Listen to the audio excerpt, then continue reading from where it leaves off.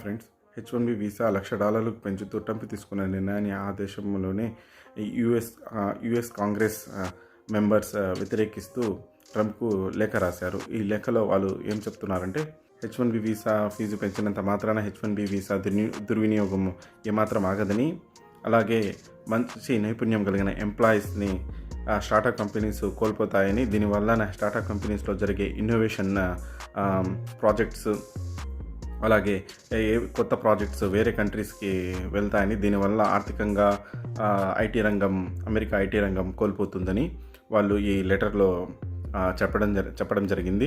అలాగే ఈ H1B visa దుర్వినియోగం ఆపడం చాలా అవసరమని, కానీ ఈ దుర్వినియోగం ఆపడానికి ఇంత ఫీజు పెంచడం సరికాదని, ఈ నిర్ణయం మళ్ళీ పునరాలించాలని ట్రంప్ని వాళ్ళు ఇలా రిక్వెస్ట్ చేయడం జరిగింది.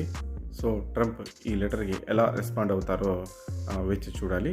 ఎలాంటి నిర్ణయం తీసుకుంటారో తీసుకోరో, ఈ నిర్ణయం వెనక్కి తీసుకుంటారా లేదా అనేది రాబోయే రోజుల్లో తెలుస్తుంది.